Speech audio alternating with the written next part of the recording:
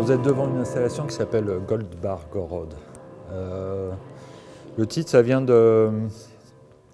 du mathématicien Goldbar, qui est un mathématicien qui a fait une théorie sur les nombres premiers. Gorod, ça veut dire ville en russe. Ce que je voulais, c'est un titre qui donne une petite connotation comme ça, constructiviste russe. C'est une installation qui est conçue à partir de déchets informatiques. C'est une pièce assez charnière dans mon travail, parce que, bon, déjà de par son échelle, et que c'est la première fois que j'ai l'occasion de mettre presque, je dirais, en volume, des choses que j'ai par ailleurs beaucoup projetées en photomontage, ou en dessin, ou en dessin SketchUp, c'est-à-dire la 3D pour chien, si vous voyez ce que je veux dire. Et c'est la première fois aussi où je ressens cette vibration démiurgique à pouvoir concevoir une ville entière, ce qui m'a mis dans la peau d'un architecte pour le coup un petit peu, parce que le côté démiurge de l'architecture m'a toujours intéressé. Donc il y a l'idée d'une architecture qui intégrerait effectivement sa propre ruine dans sa conception. Bon, on est dans la coquille vide comme ça, donc c'est aussi peut être lié à une forme de ruine. Il y a quelque chose de l'ordre de l'éléphant blanc aussi, ce qu'on nomme l'éléphant blanc en architecture, c'est les projets qui ne sont jamais achevés. Voilà. Donc là, on est comme ça dans une espèce d'interzone.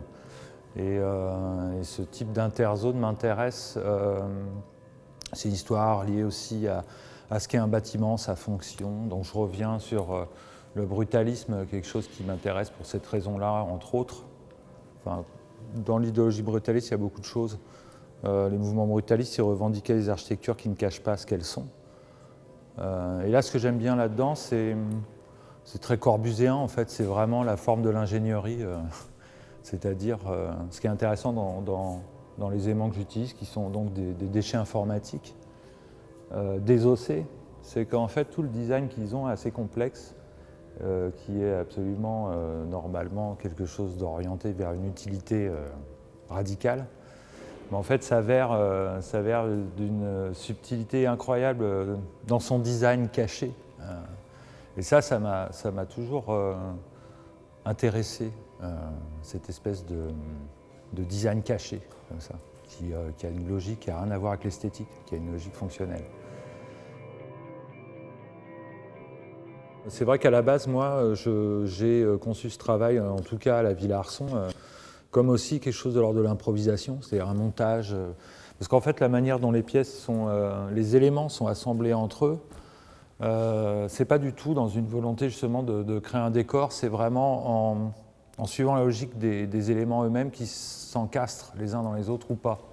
Donc il y a une forme d'improvisation, il y a une forme et ça, c'est une part intéressante, en tout cas de mon côté, quand je la construis, c'est-à-dire d'essayer de trouver justement cette logique d'ingénierie, sa logique qui fait que certains éléments vont s'assembler et d'autres pas. Et c'est presque l'apprentissage d'écouter la forme, plutôt que de designer quelque chose, quoi.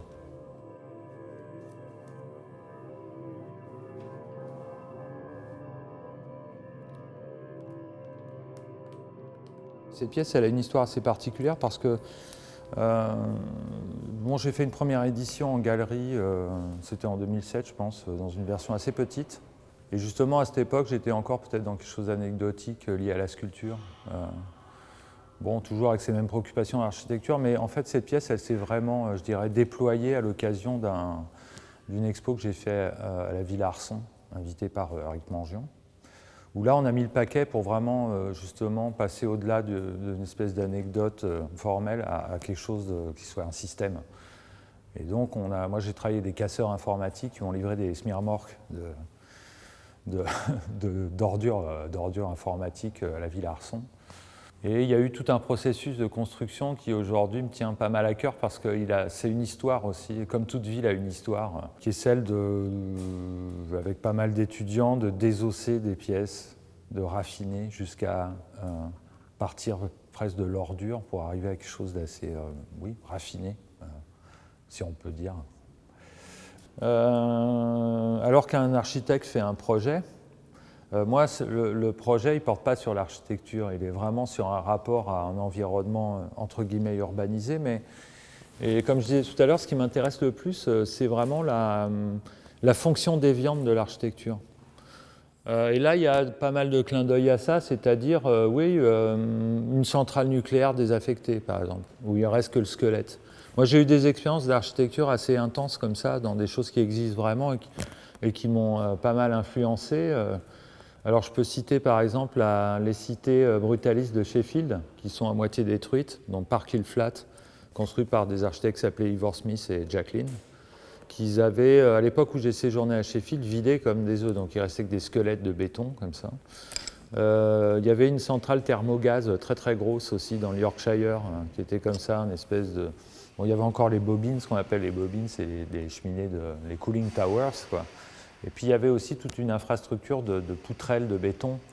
Et il y a quelque chose, moi, qui m'intéresse, et ça, c'est lié aussi, parce qu'on parlait d'histoire d'architecture et de la volonté pour des pouvoirs de construire pour plus longtemps qu'il serait censé durer, en fait.